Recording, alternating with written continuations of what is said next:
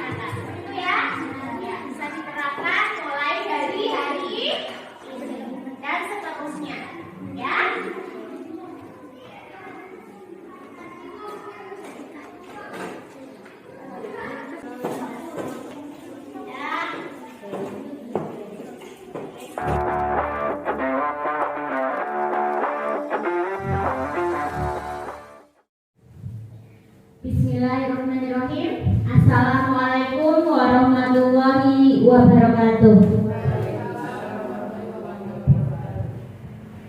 Salam dan bahagia Ibu Bapak Guru hebat. Alhamdulillah, pada kesempatan ini kita semua masih diberi kesempatan oleh Allah Subhanahu wa Ta'ala, Tuhan yang Maha Kuasa. Atas perkenannya lah kita dapat berkumpul, dapat bertatap muka secara langsung dalam keadaan sehat walafiat dan tidak ada suatu halangan apapun.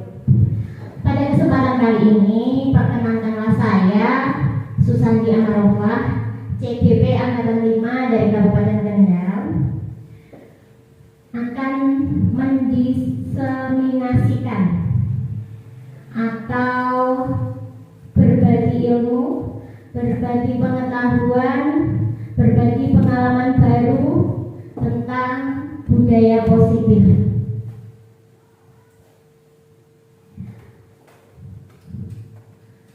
Ada banyak materi yang akan kita pelajari hari ini. Sebelum masuk ke materi, terlebih dahulu saya mau bertanya nih sama ibu bapak semuanya ya. Nanti saya siapkan kertas, silakan ditulis ya bapak ibu.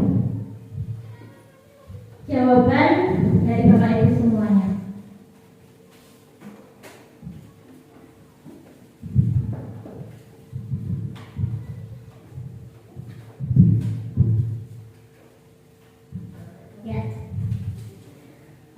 Ini merupakan suatu kalimat, sebenarnya bukan pernyataan, ini kalimat, ini sebuah pertanyaan dengan kalimat pernyataan, sebenarnya bukan kalimat pertanyaan itu ya.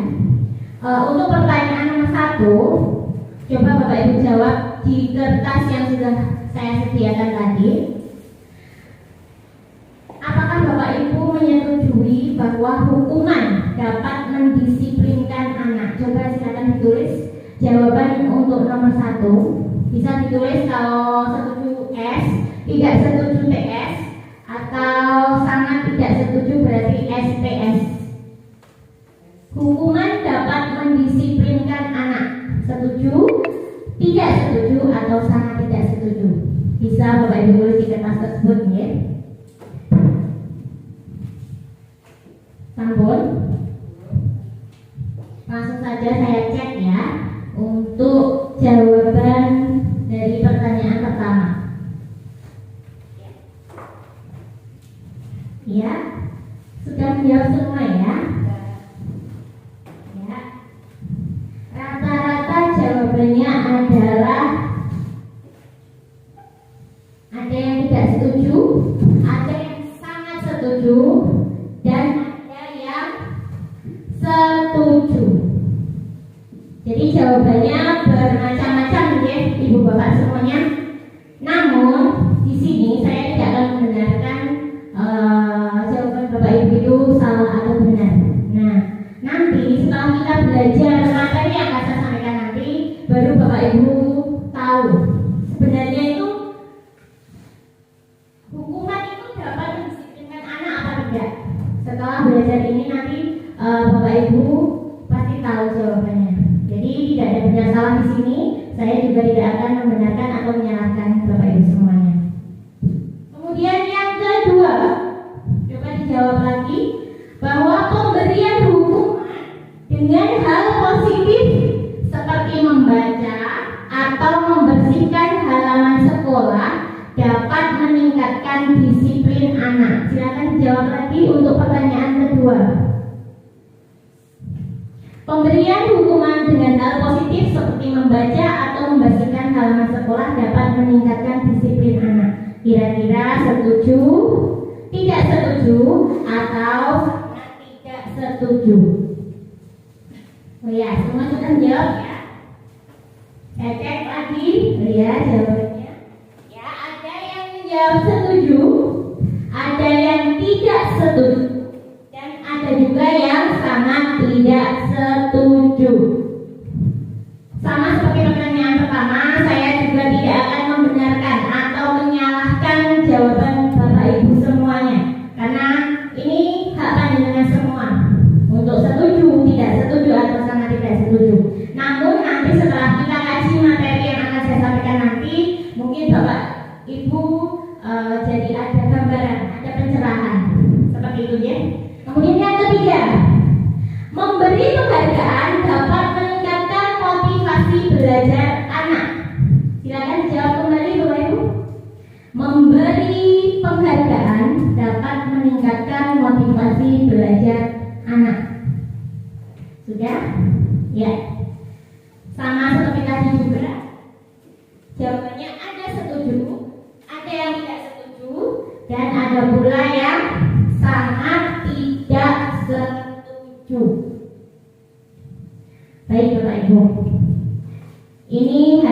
sebagai pertanyaan pemantik atau kegiatan awal pada pertemuan ini ya. Saya lanjutkan. Kemudian hari ini kita akan mempelajari, akan bereksplorasi tentang budaya positif, di mana nanti saya akan memberikan 6 materi, 6 ilmu baru yang saya dapatkan juga. Karena di sini kita belajar bersama-sama ya. Di sini saya tidak menggurui atau merasa paling kita di sini, kita sama-sama belajar ya, saling berkolaborasi, sama-sama belajar agar kita tahu ya. Yang pertama adalah disiplin positif dan nilai-nilai kebajikan universal. Yang kedua, nanti kita akan belajar bersama tentang teori motivasi, hukuman dan penghargaan, serta restitusi. Dan yang ketiga, sama-sama belajar tentang keyakinan kelas. Apa itu keyakinan kelas? Kemudian kebutuhan dasar manusia dan dunia berkualitas. Manusia itu sebenarnya butuhnya apa sih? Gitu ya. Kemudian kita akan belajar juga tentang 5 posisi kontrol kita sebagai guru. Ya. Posisi kontrol kita terhadap murid kita itu bagaimana? Apa saja sih posisi yang harus kita terapkan? Posisi kita terhadap murid itu posisi yang bagaimana yang diinginkan murid? Kemudian yang terakhir adalah segitiga restitusi. Nanti di sini kita akan belajar bersama mengenai segitiga restitusi itu apa. Baik, yang pertama pada pembelajaran 1 yaitu tentang disiplin positif dan nilai-nilai kebajikan universal. Langsung saja mengenai perubahan paradigma. Saya minta kegiatan lagi, kegiatan kepalan tangan. Di situ tadi saya sudah menyediakan kertas ya. Nah, ada A dan B, Anda dan teman Anda. Silakan Bapak Ibu berpasangan ya, bisa dengan sebelahnya atau depan belakang. Nah, kertasnya tadi sudah ada ya. Kemudian tuliskan. Sekarang coba Ibu Bapak tuliskan benda atau sesuatu yang sangat berharga untuk Anda. Apa saja? Silakan dituliskan. Apa? Kira-kira yang sangat-sangat berharga, atau anak, atau suami, atau harta, uang, atau mobil, atau emas, atau apapun yang sangat-sangat berharga. Keluarga boleh, atau apapun, coba silakan dituliskan. Kemudian setelah ditulis, silakan kertas itu bisa diremas boleh, dilipat boleh ya. Kemudian coba digenggam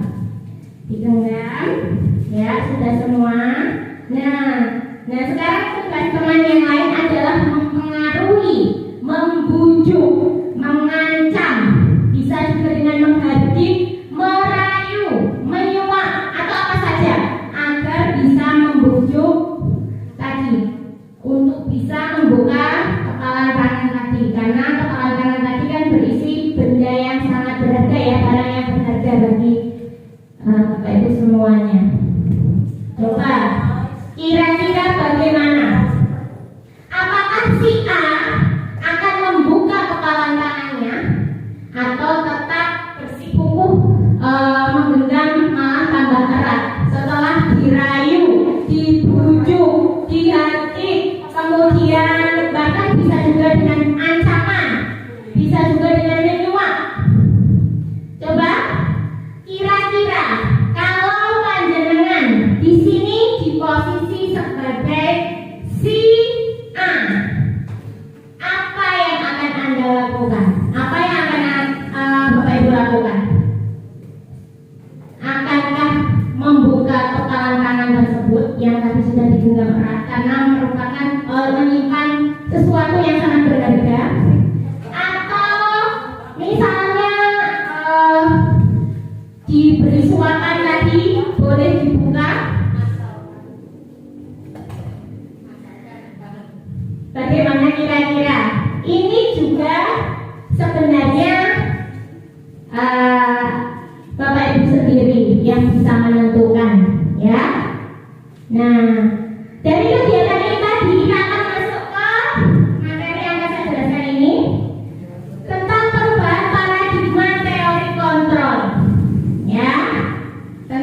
ilusi kontrol.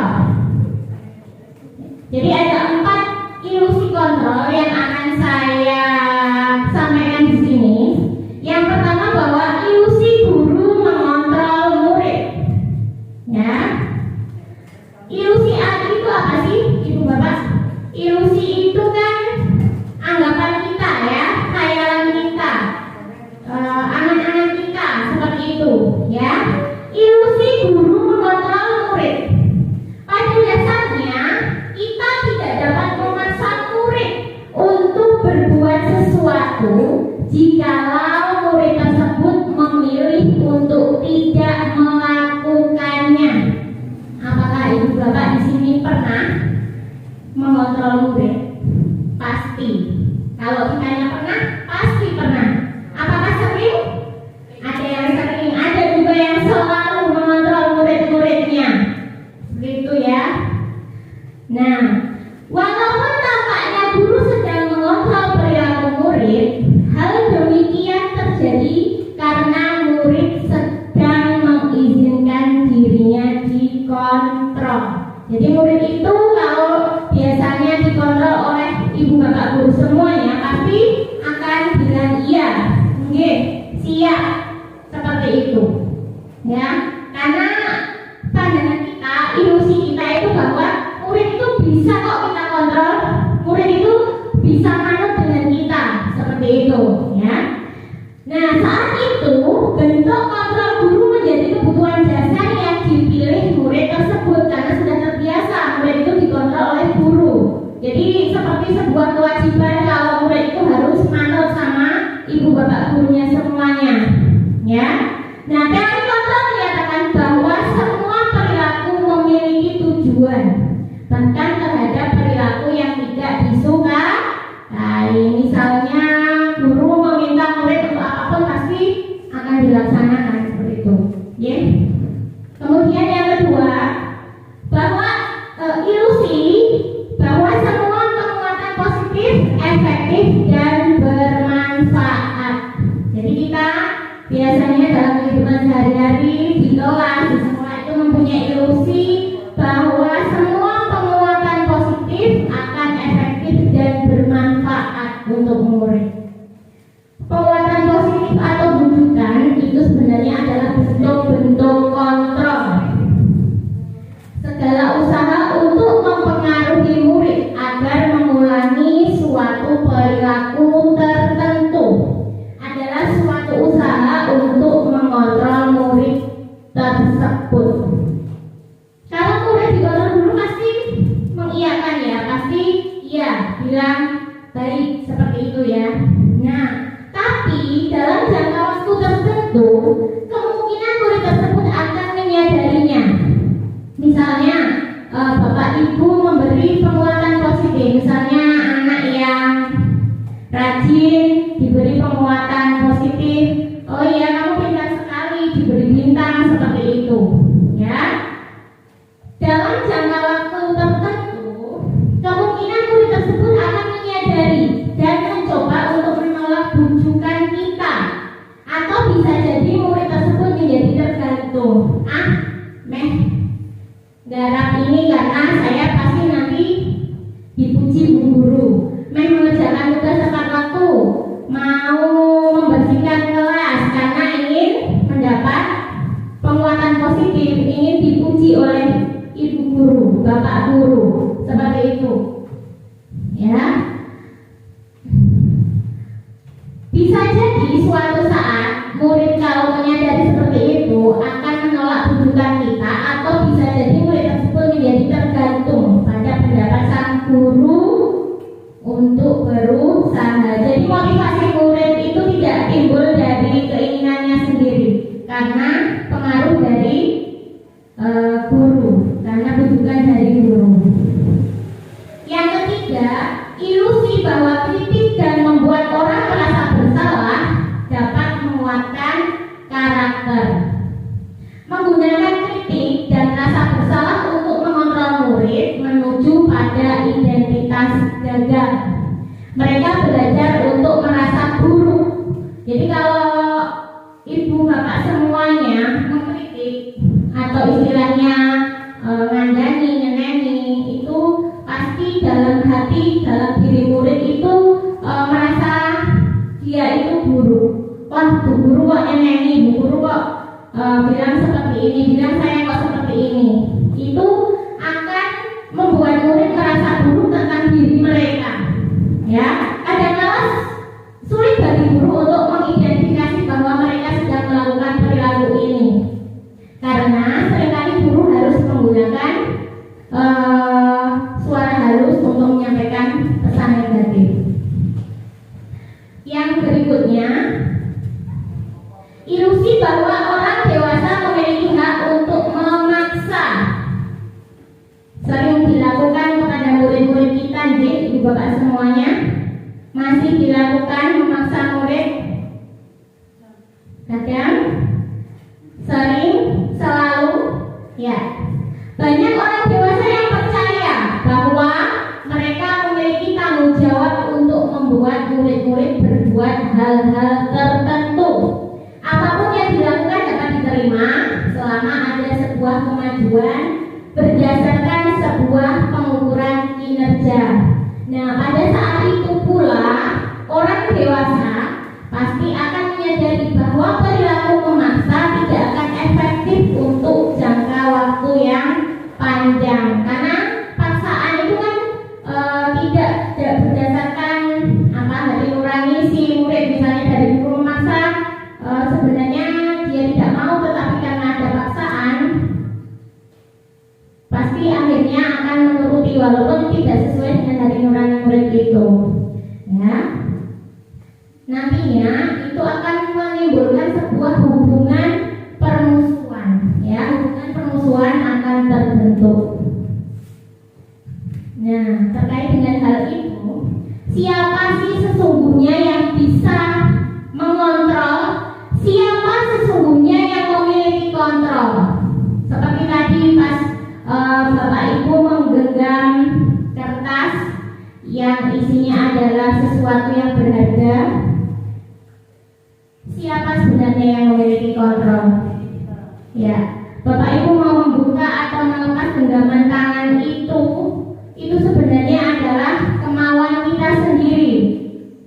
Tidak ada yang bisa mengontrol. Ini sesuai dengan teori kontrol. Ya, stimulus respon. Misalnya kita mencoba mengubah orang agar berpandangan sama dengan kita. Itu stimulus respon kita.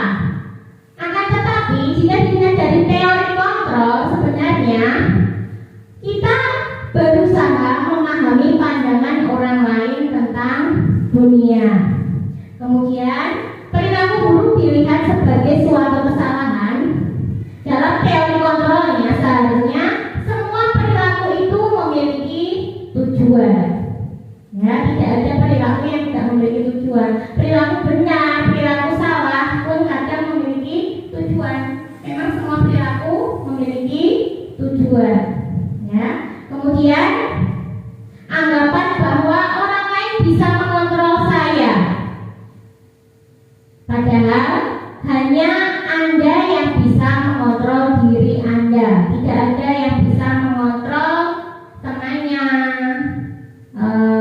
suaminya, istrinya, seperti itu. Itu semuanya cenderung ke paksaan ya sebenarnya, karena yang bisa mengontrol diri kita sendiri. Ya. Kemudian pemaksaan ada pada saat kedudukan gagal. Harusnya kolaborasi dan konsensus menciptakan pilihan-pilihan baru. Saya lanjutkan. Nah, terkait dari teori kontrol itu sebenarnya ada makna disiplin yang tersirat di situ, Bapak Ibu semuanya. Nah, sebenarnya apa sih makna disiplin itu? Disiplin berasal dari bahasa Latin disciplina, yang artinya belajar. Makna asal dari kata ini berkonotasi dengan disiplin diri dari murid-murid Sokrates dan Plato. Disiplin diri membuat orang menggali potensinya tujuan, apa yang dia hargai. Nah, namun akan tetapi dalam budaya kita bahwa makna kata disiplin itu telah berubah. Disiplin berubah menjadi sesuatu yang dilakukan seseorang pada orang lain untuk mendapatkan kepatuhan. Kecenderungan umum adalah menghubungkan kata disiplin dengan ketidaknyamanan. Ya, disiplin itu berarti kudu, bukan dengan apa yang kita hargai atau pencapaian tujuan mulia. Nah, kita ingat bahwa Ki Hajar Dewantara maupun Jian Gosen, di mana kedua pakar pendidikan mengartikan disiplin sebagai bentuk kontrol diri. Jadi dari dalam diri kita sendiri, bukan suatu paksaan. Ya. Belajar untuk kontrol diri agar dapat mencapai suatu tujuan mulia. Dengan kata lain, disiplin diri juga mempelajari bagaimana cara kita untuk mengontrol diri, bagaimana menguasai diri untuk memilih tindakan yang mengacu pada nilai-nilai yang kita hargai agar tercapai tujuan mulia yang diinginkan. Seseorang yang memiliki disiplin diri berarti mereka bisa bertanggung jawab terhadap apa yang dilakukannya, karena mereka mendasarkan tindakan mereka pada nilai-nilai kebijakan universal. Apa sih nilai-nilai kebijakan universal itu? Nah, ini nilai-nilai kebijakan universal adalah sifat-sifat positif manusia yang merupakan tujuan mulia yang ingin dicapai setiap individu. Nilai-nilai tersebut bersifat universal dan lintas bahasa, suku bangsa, agama maupun latar belakang. Nah, pada kita di sekolah ini nilai-nilai kebajikan yang ingin dicapai ya oleh setiap anak Indonesia kita kenal dengan profil pelajar Pancasila. Ada berapa ibu bapak nilai-nilai yang terkandung dalam profil pelajar Pancasila?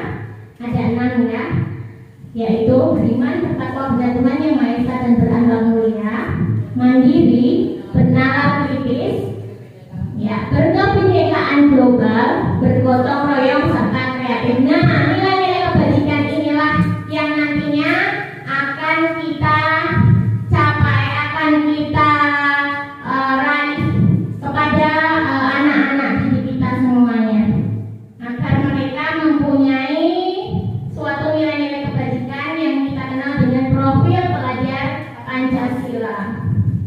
Nah, ini adalah bentuk-bentuk disiplin positif atau budaya positif yang harus dibiasakan di sekolah.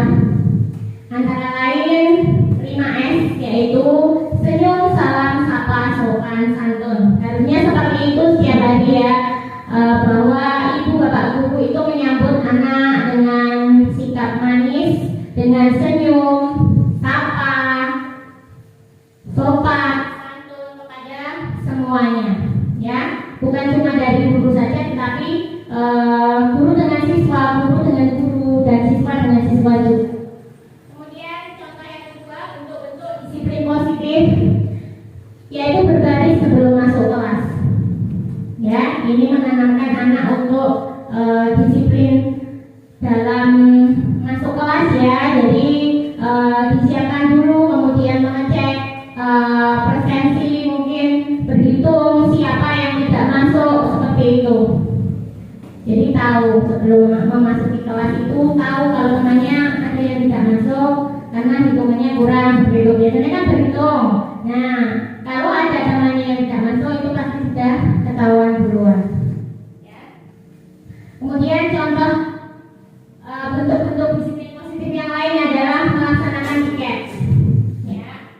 Kalau ini pasti anak-anak sudah melaksanakan karena sudah terjadwal ya. Pasti anak-anak melaksanakan jika piket datang lebih pagi. Kemudian contoh lain, literasi. Ini juga bentuk-bentuk dari disiplin positif. Kemudian ngaji pagi, bisa membaca Asmaul Husna ataupun membaca surat-surat pendek. Berikutnya sholat duha atau sholat zuhur berjamaah. Kemudian peduli terhadap lingkungan, peduli terhadap sampah, membuang sampah pada tempatnya. Bisa juga dengan merawat tanaman, menyirami tanaman, memupuk, seperti itu juga peduli terhadap lingkungan, tidak mencoret-coret tembok, gitu ya. Nah, upacara ini juga termasuk bentuk-bentuk disiplin positif. Ekstrakurikuler juga. Nah, lanjut ke pembelajaran 2 ya Bapak Ibu tentang teori motivasi, hukuman, dan restitusi. Kalau kita bicara tentang motivasi, apa sebenarnya motivasi? Nah, berdasarkan teori motivasi, ada 3 hal yang mendasari perilaku manusia, Ibu Bapak semuanya. Yang pertama, untuk menghindari ketidaknyamanan atau hukuman yang bisa disebut dengan motivasi eksternal, ya, motivasi dari dalam luar, dari pengaruh orang lain. Karena apa? Karena apa yang akan terjadi apabila saya tidak melakukannya? Misalnya siswa atau murid kita datang itu harus tepat waktu. Karena apa? Karena untuk menghindari ketidaknyamanan. Biasanya kalau datangnya terlambat pasti akan dimarahi bu guru, akan mendapat hukuman dari bapak guru. Nah, berarti motivasinya datang pagi, datang tepat waktu ke sekolah itu bukan dari dalam dirinya sendiri Bapak Ibu, tapi dari pengaruh orang lain untuk menghindari ketidaknyamanan atau menghindari hukuman. Yang kedua adalah untuk mendapatkan imbalan dari orang lain atau institusi, bahwa apa yang akan saya dapatkan apabila saya melakukannya. Jadi motivasi yang timbul dalam dirinya itu karena ingin mendapatkan imbalan, ingin mendapatkan pujian, ingin mendapatkan penghargaan dari orang lain. Misalnya seperti tadi, kalau contoh tadi berangkat tepat waktu karena menghindari hukuman, kalau ini berarti apa? Misalnya berangkat tepat waktu agar dipuji Bapak Ibu guru, agar diberi penghargaan oleh Bapak Ibu guru. Berarti motivasi anak berangkat pagi itu juga bukan dari dalam diri sendiri, pengaruh dari luar atau yang disebut dengan motivasi eksternal, karena ingin mendapatkan penghargaan atau mendapatkan pujian. Yang ketiga adalah motivasi menghargai diri sendiri. Nah, inilah nantinya yang akan menjadi tujuan disiplin positif dari dalam diri, karena motivasinya berasal dari diri sendiri. Untuk apa melakukan itu? Karena saya akan menjadi orang yang seperti yang saya inginkan. Seperti itu ya. Saya akan menjadi orang yang seperti apa bila saya melakukannya. Ya, itu adalah motivasi dari dalam diri. Jika saya melakukan ini, pasti nanti akan begini. Seperti itu, ada hubungan sebab akibat, tapi dari dalam diri. Ya. Nah, kalau contoh tadi, murid datang tepat waktu. Jika dia memiliki motivasi internal, berarti apa? Dia memang rajin, dia bisa melakukan apa? Disiplin waktu, ya kan? Karena berangkat tepat waktu, seperti itu. Itulah motivasi internal dari dalam diri, tidak ada pengaruh dari orang lain, tidak takut mendapat hukuman atau hanya sekedar untuk mendapatkan penghargaan. Jadi disiplin itu bisa dari diri sendiri. Nah, karena pada dasarnya manusia itu ingin menjadi manusia yang merdeka. Ya, merdeka itu artinya tidak hanya terlepas dari perintah, akan tetapi juga cakap untuk memerintah diri sendiri. Ya, merdeka itu pokoknya merdeka itu tidak terpengaruh orang lain. Dia bisa mengontrol dirinya sendiri. Nah, lanjut Bapak Ibu. Untuk menumbuhkan motivasi internal dari dalam diri tadi, dalam usaha untuk mencapai tujuan disiplin positif diperlukan adanya restitusi. Nah, apa sebenarnya restitusi itu? Restitusi adalah proses menciptakan kondisi bagi murid untuk memperbaiki kesalahan mereka sehingga mereka bisa kembali pada kelompok mereka dengan karakter yang lebih kuat. Restitusi juga merupakan proses kolaboratif yang mengajarkan murid untuk mencari solusi untuk masalah mereka dan membantu murid berpikir tentang orang seperti apa yang mereka inginkan. Ya, karena ini akan menjadi tujuan yang sangat mulia dan bagaimana mereka harus memperlakukan orang lain. Nah, bagaimana ciri-ciri restitusi itu? Ada 9 ciri, bahwa bukan untuk menebus kesalahan, namun untuk belajar dari kesalahan. Yang kedua, untuk memperbaiki hubungan. Kemudian untuk tawaran, bukan paksaan. Yang keempat, bahwa restitusi menuntut untuk melihat ke dalam diri. Jadi misalnya seorang murid melakukan kesalahan, nantinya dia itu bisa menyadari kesalahan apa yang telah dibuat dan bagaimana murid tersebut dapat memperbaikinya serta tidak akan mengulangi kesalahan itu lagi. Jadi tanpa adanya hukuman, dia akan tahu kalau dia itu salah, ya, dan dia bisa memperbaikinya. Kemudian restitusi diri adalah cara yang paling baik, ya. Restitusi fokus pada karakter, bukan tindakan. Kemudian restitusi fokus pada solusi dan mengembalikan murid yang berbuat salah pada kelompoknya. Untuk selanjutnya yaitu keyakinan kelas. Apa sebenarnya keyakinan kelas? Nah, mengapa sih tidak peraturan saja? Mengapa harus keyakinan kelas? Ibu bapak tahu kenapa sekarang kita menggunakan yang namanya keyakinan, kok bukan peraturan, bapak ibu? Ada yang tahu kenapa? Harus memerdekakan belajar. Ya, bisa ya. Kenapa kok sekarang harus keyakinan, bukan peraturan? Nah, coba kita baca pertanyaan di bawah.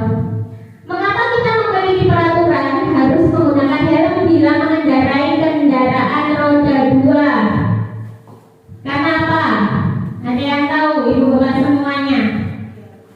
Ya, karena itu kan ada aturannya. Kalau kita tidak memakai helm, pasti nanti kita akan terkena sanksi. Nah, itu yang namanya peraturan. Ya, ada sanksinya karena peraturan itu sudah ada regulasinya, sudah resmi seperti itu. Kemudian yang kedua, mengapa kita memiliki peraturan 3M? Ini juga disebut peraturan, ya. Kemudian mengapa kita memiliki peraturan harus datang tepat waktu pada saat mengikuti pelatihan? Karena apa?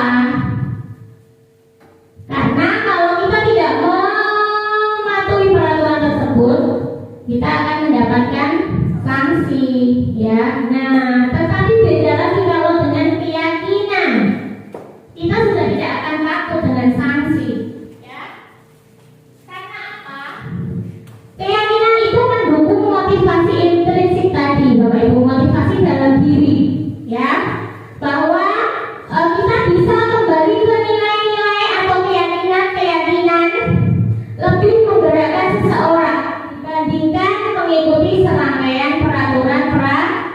Itu kenapa sekarang dipakai keyakinan, bukan suatu peraturan. Selanjutnya, nah ini perbedaan peraturan dan keyakinan. Coba Bapak Ibu cermati bagaimana sesungguhnya perbedaan peraturan dan keyakinan. Nah, jika itu sebuah peraturan, misalnya selalu kembalikan buku ke tempatnya, itu sebuah peraturan ya. Nah, jika itu menyangkut keyakinan kelas, karena apa? Kita harus mengembalikan buku ke tempatnya karena kita punya rasa tanggung jawab. Itu muncul dari dalam diri kita sendiri bahwa kita harus tanggung jawab. Ya. Kemudian, misalnya dilarang mengganggu orang lain, itu sebuah peraturan. Jelas ya, itu ada kata-kata dilarang, itu merupakan suatu peraturan. Akan tetapi kalau kita mempunyai keyakinan menghormati orang lain, kita yakin dalam diri kita harus menghormati orang lain, maka kita tidak akan mungkin untuk mengganggu orang lain. Ya. Kemudian misalnya lagi itu dilarang melakukan kekerasan, jelas itu peraturan. Dilarang itu jelas peraturan ya. Nah, keyakinan yang ada pada diri kita, karena kita mengutamakan keselamatan dan menghormati orang lain. Karena itu kita tidak akan melakukan kekerasan. Jadi tanpa adanya suatu aturan pun, kita pasti akan melakukannya, ya, karena sudah menjadi keyakinan itu tadi. Ini contoh. Kemudian sekarang kita akan membahas tentang perbedaan hukuman dan konsekuensi. Nah, ini Ibu Bapak semuanya pasti pernah ya, atau mungkin sering melakukan hukuman kepada anak-anak jika anak-anak melakukan kesalahan. Ya, tadi ada yang setuju pertanyaan pemantik yang di awal tadi ya, ada yang setuju bahwa hukuman dapat mendisiplinkan anak. Nah, kita lihat di sini sekarang Bapak Ibu, bahwa hukuman itu merupakan sesuatu yang menyakitkan harus terjadi. Bedanya dengan konsekuensi. Kalau konsekuensi itu sesuatu harus terjadi. Kemudian, jika hukuman membuat anak sakit untuk jangka waktu lama, kalau konsekuensi akan membuat anak merasa tidak nyaman dalam jangka waktu yang pendek. Kemudian kalau hukuman anak jadi membenci kedisiplinan, sedangkan konsekuensi anak akan menghargai disiplin. Hukuman itu berkaitan dengan paksaan, sedangkan konsekuensi adalah stimulus tanggapan. Ya. Hukuman dapat menimbulkan rasa marah, rasa bersalah, dipermalukan, dan merasa tidak dihargai. Namun pada konsekuensi itu akan membuat kehilangan hak, dibuat tidak nyaman, diasingkan untuk sementara. Lanjut. Nah, saya beri contoh. Mencatat 100 kali di dalam buku kalimat "saya tidak akan terlambat lagi karena" apa ini? Terlambat ke sekolah. Ini merupakan hukuman ya, karena bentuknya mencatat 100 kali. Bayangkan kalau kita meminta anak untuk mencatat kalimat seperti itu 100 kali, pasti dalam diri anak itu, ya dia memang melaksanakan, tapi pasti melaksanakannya mungkin tidak dengan ikhlas ya. Kayak sini aja kok, kondawi ring 1 seperti itu kan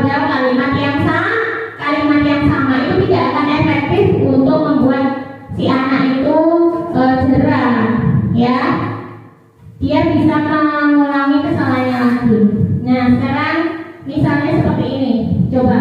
Lari mengelilingi lapangan basket 2 kali karena terlambat hadir di sekolah. Ini hukuman atau konsekuensi, Ibu Bapak? Hukuman atau konsekuensi? Hukuman. Coba. Ya, benar sekali. Lari mengelilingi lapangan basket 2 kali karena terlambat hadir di sekolah. Tidak ada hubungannya Bapak Ibu. Kenapa? Telat kok dikon layon. Itu tidak ada hubungannya sama sekali, ya. Ini justru akan membuat anak apa ya? Merasa apa? Marah, benci sama si pemberi hukuman seperti itu ya. Jadi percuma dan tidak ada hubungannya. Telat kenapa hukumannya lari seperti itu? Ini coba. Murid diminta untuk berserah terima 11 kali karena tidak menggunakan masker ke sekolah. Ini hukuman atau konsekuensi? Hukuman. Ya. Tapi alhamdulillah sekarang sudah tidak ada mungkin ya ibu bapak guru yang menggunakan hukuman fisik seperti itu. Ya, karena ini akan menyakiti siswa. Ya, akan membuat siswa merasa apa ya? Marah, benci, itu. Kemudian menggantikan kertas tugas teman yang telah dicoret-coret. Ini hukuman atau konsekuensi? Ya, coba kita lihat. Ya, konsekuensinya apa? Karena dia sudah mencoret-coret kertas punya temannya, dan konsekuensinya harus menggantinya. Kemudian membersihkan tumpahan air di meja tulis karena tersenggol pada saat belajar. Konsekuensi atau hukuman? Konsekuensi. Benar sekali Ibu Bapak. Kemudian murid disuruh untuk tidak mengenakan sepatu seharian di sekolah karena tidak mengenakan sepatu hitam. Ini hukuman atau konsekuensi? Hukuman ya. Ya. Yang terakhir, lari mengelilingi lapangan basket 2 kali karena terlambat 10 menit untuk pelajaran PJOK. Konsekuensi atau hukuman? Ini konsekuensi karena apa? Oh ya, ini ada kaitannya dengan pelajaran PJOK. Ya. Nah, ini perbedaannya tadi. Kalau saya tadi sudah bilang restitusi.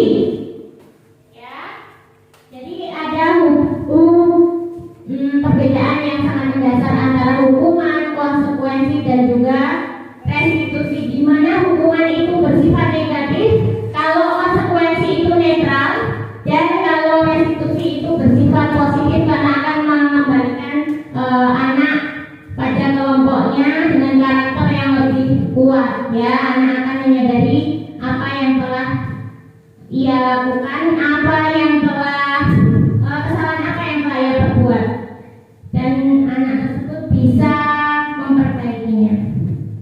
Nah, berikutnya kita masuk ke pembelajaran 4, kebutuhan dan pembelajaran 3 harusnya ya Bapak Ibu. Oh ya, kebutuhan dasar manusia. Nah, sekarang saya punya pertanyaan. Coba Bapak Ibu kita cermati pertanyaan itu bersama-sama. Ibu Ambar, guru wali kelas 2A di SD Pelita Hati, sedang bingung menghadapi ulah salah satu murid di kelasnya, Doni. Beberapa anak di kelas 2A telah datang pada Bu Ambar dan mengeluhkan perilaku Doni yang sering meminta bekal makan siang teman-temannya dengan paksa. Jika Anda menghadapi situasi seperti Ibu Ambar, apa yang akan Anda lakukan? Menurut Anda, kira-kira apa alasan Doni melakukan hal itu? Bagaimana ini? Ada yang bisa mengutarakan pendapatnya? Bu Dalia mungkin? Ya. Bagaimana? Pertama-tama saya akan mengkonfirmasi. Ya, terima kasih Bu Sadi atas kesempatan yang telah diberikan kepada saya.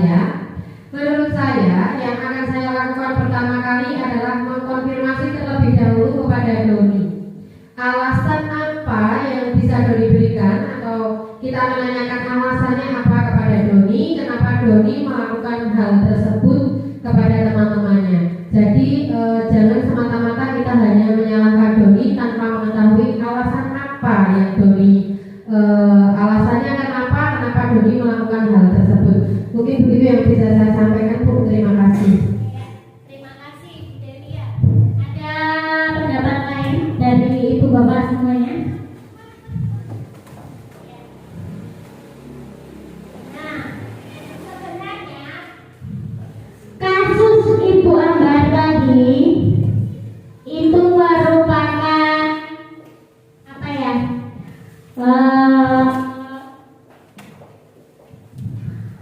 Ini. Nah, kita harus mencari kebutuhan dasar manusia, ya. Berkaitan dengan kebutuhan dasar manusia. Kira-kira tadi Doni itu melakukan kesalahan apa?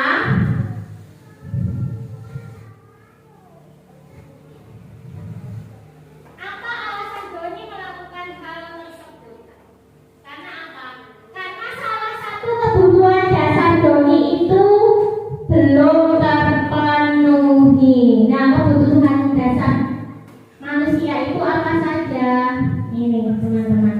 Nah, kebutuhan dasar manusia. Yang pertama adalah pasti itu kebutuhan untuk bertahan hidup. Ya. Kemudian kebutuhan akan kasih sayang dan rasa diterima. Kemudian kebutuhan akan penguasaan atau power. Berikutnya kebutuhan akan kesenangan dan kebutuhan akan kebebasan. Berarti untuk Doni tadi kebutuhan dasar apa kira-kira yang belum terpenuhi? Kebutuhan dasar apa kira-kira? Kita baca bahwa seluruh tindakan manusia itu memiliki tujuan tertentu. Semua yang kita lakukan adalah usaha terbaik kita untuk mendapatkan apa yang kita inginkan. Ketika kita mendapatkan apa yang kita inginkan, sebetulnya kita sedang memenuhi satu atau lebih dari satu kebutuhan dasar kita. Dari kasus Ibu Ambar dan Doni tadi, kira-kira kebutuhan dasar apa yang belum dimiliki oleh Doni? Doni itu kira-kira membutuhkan apa? Nah, saya beri pertanyaan seperti ini. Misalnya Doni bilang, saya lapar karena ibu saya tidak memberi saya bekal. Berarti kebutuhan yang harus dipenuhi apa? Bertahan hidup. Ya. Kemudian yang kedua, agar teman-teman memperhatikan saya. Kebutuhan yang ingin, ya, cinta dan kasih sayang. Kemudian yang ketiga, saya bebas dan Bu, teman-teman jadi takut sama saya. Ini kebutuhan akan apa? Nah, benar pertanyaannya. Tentang penguasaan. Nah, berikutnya, saya bosan sama bekal yang diberikan ibu saya. Nah, kebebasan. Mungkin ibunya memberikan bekal yang itu saja. Jadi tidak sesuai selera Doni, ya. Jadi Doni dalam hal ini membutuhkan kebebasan. Yang terakhir adalah saya senang mengganggu teman-teman. Habisnya wajah mereka jadi lucu-lucu. Nah, ini kebutuhan akan kesenangan. Paham ya Bapak Ibu? Jadi setiap manusia itu memiliki kebutuhan dasar yang harus dipenuhi, ya. Nah, lanjut ke pembelajaran 5, yaitu 5 posisi kontrol. Pada sesi ini saya tidak akan menjelaskan banyak. Saya akan menampilkan video, nanti bisa Ibu Bapak saksikan semuanya. Nah, ini 5 posisi kontrol kita sebagai guru itu seperti apa? Bisa disaksikan.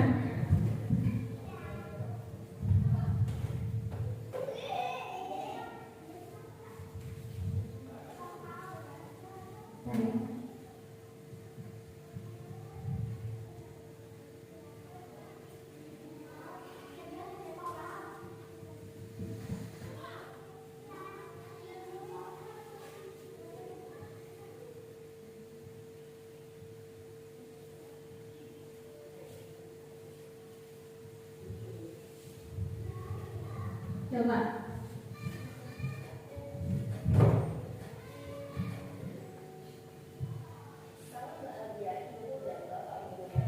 Dari sini nanti ibu bapak semua akan mengetahui. Harusnya kita ini sebagai guru menempati posisi kontrol apa ke murid itu, ya.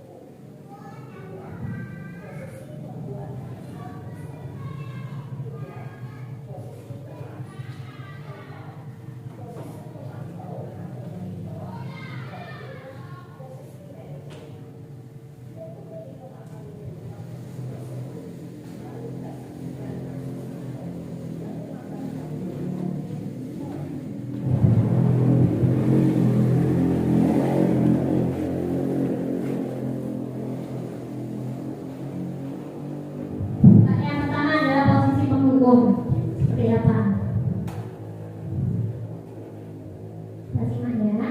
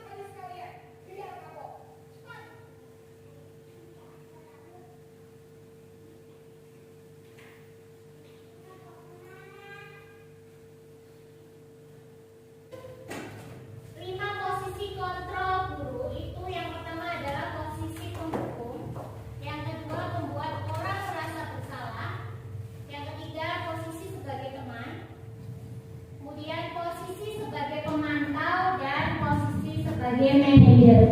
Apa itu perbedaannya? Ibu bapak semuanya bisa disimak pada layar ya. Untuk posisi penghukum, biasanya guru akan berbuat menghardik, menunjuk-nunjuk, menyakiti, bahkan menyindir. Kemudian posisi pembuat orang merasa bersalah, guru biasanya akan berceramah dan mengatakan seharusnya seperti ini, ibu kecewa dengan perbuatan kamu, gitu ya.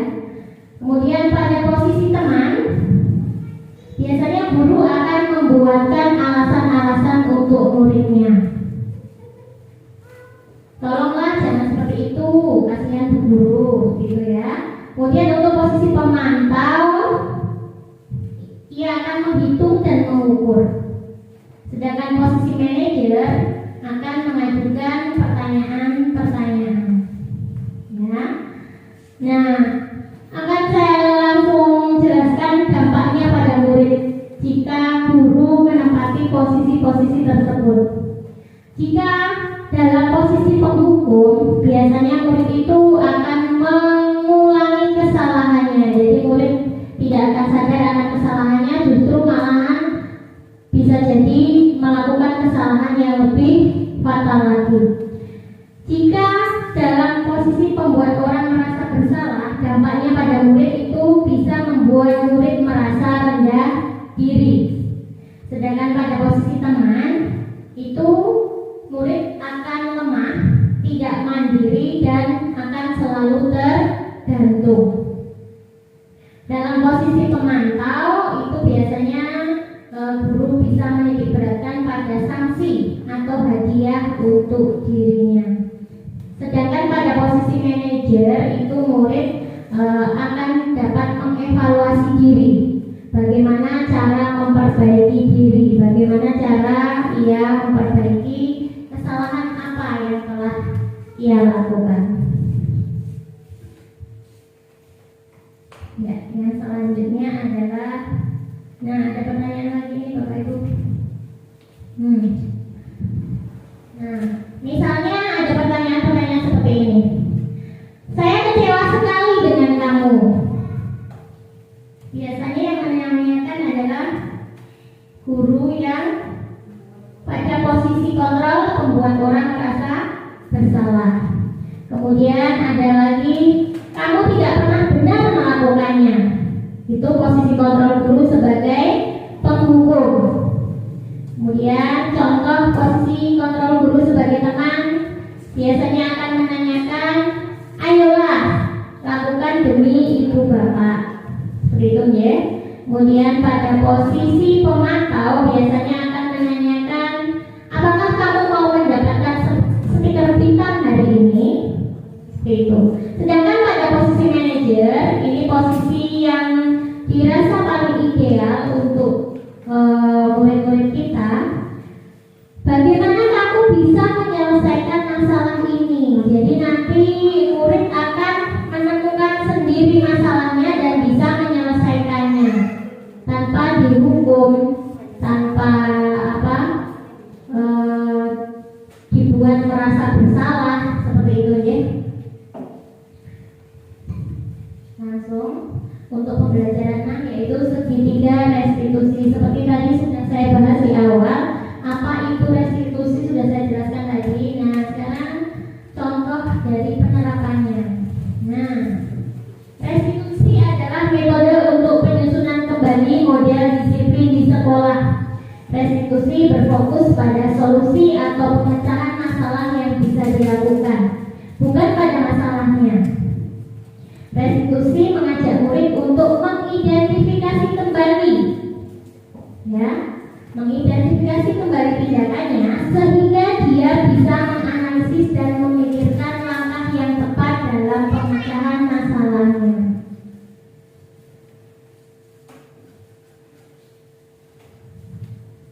Nah, langkah utama dalam restitusi yaitu menciptakan suasana positif. Yang kedua adalah mengajak murid untuk berpikir dan menganalisis kesalahannya. Dan yang ketiga adalah memberi ruang pada murid untuk memikirkan solusi terbaik. Nah, langkah-langkah restitusi ini ada 3 langkah. Oleh sebab itu disebut dengan langkah segitiga restitusi. Yang pertama adalah menstabilkan identitas. Yang kedua, validasi kebutuhan, dan yang ketiga adalah menanyakan keyakinan. Nah, untuk lebih jelasnya saya beri contoh penanganan pelanggaran siswa dengan langkah segitiga restitusi. Nah, tadi kasusnya adalah murid yang terlambat masuk kelas. Nah, bagaimana cara penanganannya dengan menggunakan segitiga restitusi? Ada 3 langkah. Yang pertama adalah menstabilkan identitas. Biasanya guru akan berkata, berbuat salah itu hal yang manusiawi. Tidak ada manusia yang sempurna. Bapak ibu juga pernah berbuat salah. Kemudian kita masih bisa menyelesaikan permasalahan ini. Berikutnya, kemudian yang kedua langkahnya adalah validasi kebutuhan tadi. Biasanya guru akan berkata, kamu bisa saja kan melakukan hal yang lebih buruk, tapi kamu tidak melakukannya kan? Kemudian bisa juga guru menanyakan, apa yang penting bagi kamu? Kamu pasti punya alasan mengapa kamu melakukannya. Seperti itu. Kemudian langkah yang ketiga adalah menanyakan keyakinan. Biasanya guru akan berkata, apa nilai yang kita percaya di kelas atau di sekolah kita? Kemudian nilai-nilai universal apa yang telah kita sepakati? Kelas yang ideal itu seperti apa sih?